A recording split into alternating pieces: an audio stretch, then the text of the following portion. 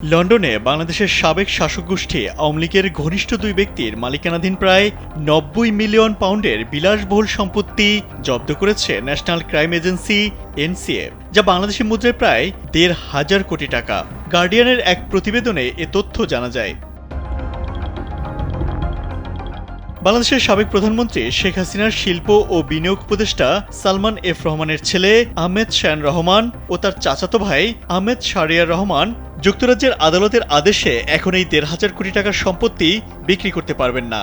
এই সম্পত্তিগুলোর মধ্যে রয়েছে লন্ডনের অভিজাত গ্রোসভেনর স্কয়ারে অবস্থিত অ্যাপার্টমেন্ট। তারা বাংলাদেশের সাবেক প্রধানমন্ত্রী শেখ হাসিনার ঘনিষ্ঠ হিসেবেই পরিচিত।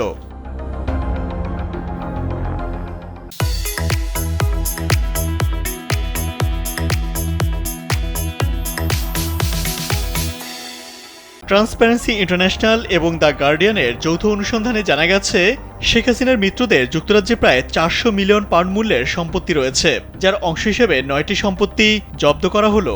এগুলো ব্রিটিশ ভার্জিনিয়া আইল্যান্ড, আইল অফ ম্যান ও জার্সির মতো অফশোর কোম্পানির মাধ্যমে কেনা হয়েছিল এবং প্রতি সম্পত্তির মূল্য ১২ লাখ থেকে ৩,৫৫,০০,০০০ পাউন্ড পর্যন্ত। এনসিএ জানিয়েছে ঘটনাটি চলমান বেসামরিক তদন্তের অংশ এবং তারা আরও সম্পত্তি জব্দের বিষয়ে কাজ করছে। জব্দ সম্পত্তির মধ্যে রয়েছে লন্ডনের গ্রেশাম গার্ডেন্সে অবস্থিত একটি বাড়ি। সেখানে শেখ হাসিনার বোন ও সাবেক ব্রিটিশ মন্ত্রী টিউলিপ সিদ্দিকীর মা শেখ রেহানা বসবাস করেছেন বলে জানিয়েছে ফিনান্সিয়াল টাইমস। এই সম্পত্তির দাম ৭.৭ মিলিয়ন পাউন্ড। বাংলাদেশে অন্তর্বর্তীকালীন সরকারের তদন্তে টিউলিপ সিদ্দিকীর বিরুদ্ধেও গ্রেফতারি পরোয়ানা জারি রয়েছে।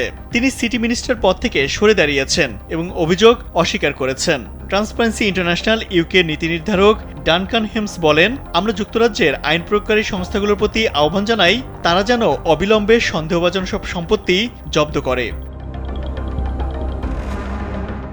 সালমান এফ রহমানের ছেলে আহমেদ শায়ান রহমানের একজন মুখপাত্র এর আগে ফিনান্সিয়াল টাইমসকে বলেন, আমাদের মক্কেল তার বিরুদ্ধে আনা যে কোনো অভিযোগে জড়িত থাকার কথা জোরালোভাবে অস্বীকার করছেন।